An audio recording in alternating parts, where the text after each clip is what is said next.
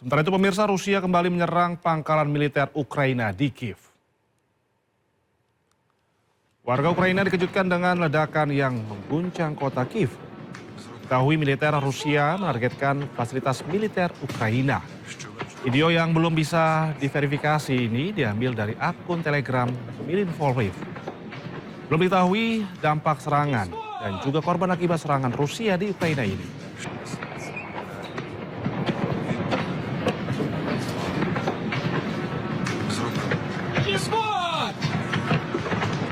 Ya pemirsa, belasan orang tewas usai tornado menghantam provinsi Hubei, Cina. Selain 11 orang tewas, tornado dan badai petir juga menyebabkan 330 orang terluka dan 2.800 rumah rusak. Petugas penyelamat berusaha mengevakuasi warga terjebak badai. Sebelumnya tornado di Tuyang, Bangka menerjang kota Wangkang juga menyebabkan kerusakan pada bangunan.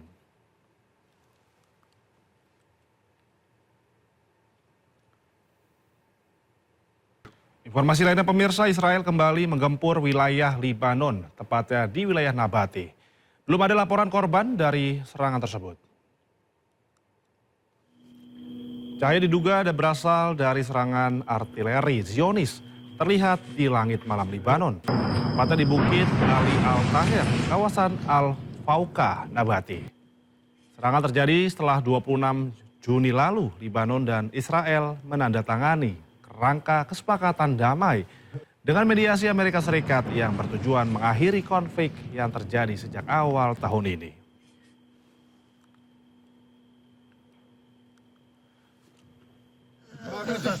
Sementara itu pasukan pendudukan Israel terus melakukan serangan terhadap warga Palestina di kawasan Masafir Yatta, tepi barat. Warga diserang secara brutal setelah pasukan Israel menyerbu tanah milik Palestina di desa Muwarah. Jumlah warga Palestina nampak terbaring sakitan di pinggir jalan saat diserbu pasukan Israel. 8 warga dilaporkan terluka, sementara 2 warga ditangkap paksa oleh Israel.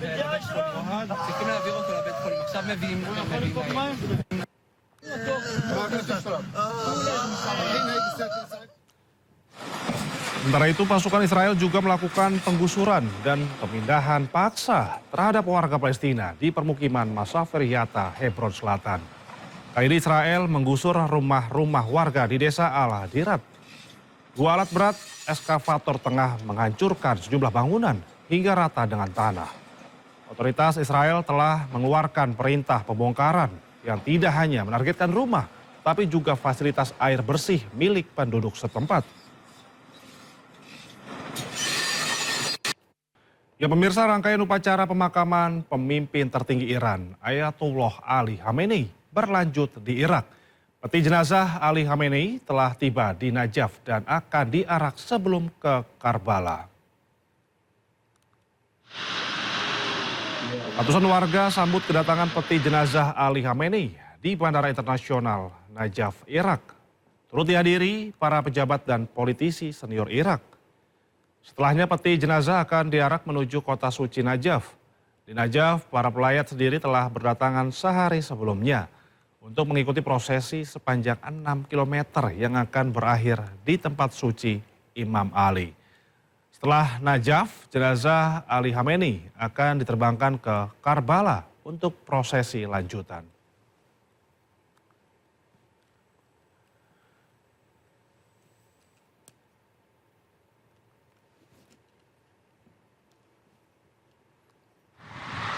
Sementara itu warga kota Karbala bersiap untuk salah satu pemberhentian terakhir dalam prosesi pemakaman mantan pemimpin tertinggi Iran, Ali Khamenei, sebelum dimakamkan di Mashhad akhir pekan ini. Spanduk dan foto Khamenei berjajar di sepanjang jalan kota Karbala, serta kendaraan militer yang diparkir di pinggir jalan.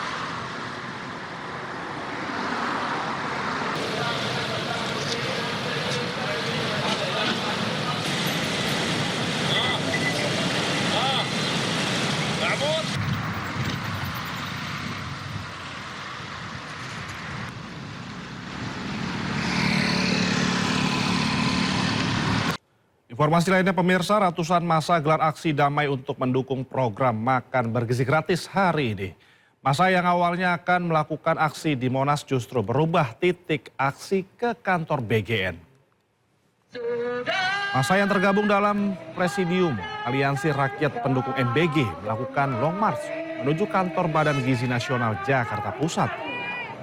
Jumlah peserta aksi mengaku berasal dari berbagai daerah di Indonesia dan hadir sebagai perwakilan mitra penyelenggara program MBG. Sejumlah massa menyampaikan aspirasinya terhadap program MBG yang harus tetap berjalan, khususnya menyangkut kepastian bagi para mitra penyelenggara. Menjalankan dari visi Pak Presiden. Para ahli ekonomi sudah menyatakan bahwa Sementara itu pemirsa, pimpinan Badan Gizi Nasional sambangi Gedung Merah Putih KPK. Audiensi tersebut diinformasikan berkaitan dengan pencegahan korupsi. Dalam audiensi, pimpinan BGN hadir diantaranya Kepala BGN Nanik Esgeyang serta dua wakilnya Agustina Arumsari dan juga Tergono. Tibanya di Gedung Merah Putih KPK, ketiganya tidak banyak bicara kepada awak media.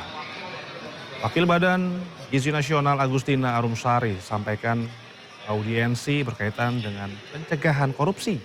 Salah satunya pembahasan kajian KPK soal 8 temuan yang berpotensi membuka ruang korupsi dalam program MBG. Kasih jalan, Mas. Kasih jalan, Mas. Sudah memberikan hasil kajian. Waktu itu masih masa pemerintahan pimpinan yang lalu, karena 17 Maret 2026. Pada saat 2 Juni 2026 kami datang, itu kami lihat ternyata hasil kajian tersebut belum mendapat tanggapan. Kami pelajari semua, ada 10 temuan, kami pelajari satu persatu, lalu sebagaimana yang seharusnya ada temuan dari BPK, dari BPKP, seharusnya setiap instansi pemerintah yang mendapat rekomendasi harus melakukan rencana tindaknya untuk menindaklanjuti rekomendasi tersebut. Oleh karena itu kami bentuk tim, lalu kami mendiskusikan 10 temuan tersebut dan kami menyusun rencana. Sementara itu, Direktorat PPO dan PPA Polda Jawa Barat menggelar rekonstruksi dan gelar perkara dalam kasus penganiayaan dan juga penyekapan yang dilakukan Taufik Hidayat terhadap kekasihnya. 31 saksi telah diperiksa dan Polda Jabar masih melengkapi berkas perkara untuk dilimpahkan ke kejaksaan.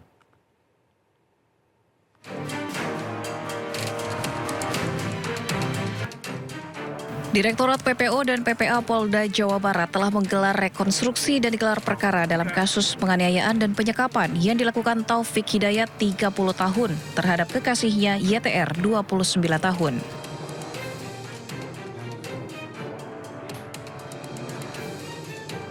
Polisi menjerat Taufik Hidayat dengan 3 pasal berlapis yang total ancaman hukumannya mencapai 36 tahun penjara. Dalam kejadian ini YTR terbukti menjadi korban kekerasan seksual. Kabid Humas Polda Jabar mengatakan dalam penerapan pasal pihaknya telah mengkonstruksi 3 pasal. Yang pertama pasal 451 tentang penyanderaan, pasal 469 ayat 1 tentang penganiayaan berat yang direncanakan, dan pasal tentang TPKS atau tindak pidana kekerasan seksual.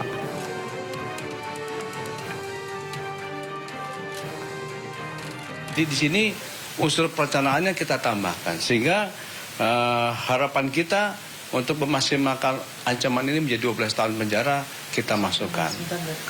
Demikian juga kita tambahkan konstruksi hukum baru yang saat ini kita terapkan kepada yang bersangkutan, yaitu tentang pasal 6 Undang-Undang Nomor 12 Tahun 2002, yaitu tentang TPKS. Ini sudah kita masukkan. Ini berdasarkan pertama adalah keterangan saksi ahli, yang kedua korban, dan yang terlebih dahulu yaitu presum yang sudah kita lakukan. Jadi rekan-rekan sekalian, ini kabar yang bagus untuk kita sampaikan bahwa TH saat ini telah kita jerat dengan 3 pasal berlapis. Dan sebelumnya sudah kita sampaikan bahwa yang bersangkutan telah melakukan suatu tindak pidana yang telah menjalankan hukuman, ya, 1 tahun 8 bulan yang terdahulu, sehingga tindak pidana berulang ini atau residivis ini akan menambah pemberatan daripada hukuman nanti. Sebelumnya, Polda Jawa Barat mengungkap kekejaman Taufik Hidayat, tersangka penyekapan dan penyiksaan terhadap YTR, dilakukan secara berulang lebih dari 2 tahun, yakni sejak Mei 2024 hingga Juni 2026. 31 saksi telah diperiksa dan Polda Jabar saat ini masih melengkapi berkas perkara untuk dilimpahkan ke kejaksaan dan membuka kemungkinan penambahan pasal lain jika ditemukan bukti baru.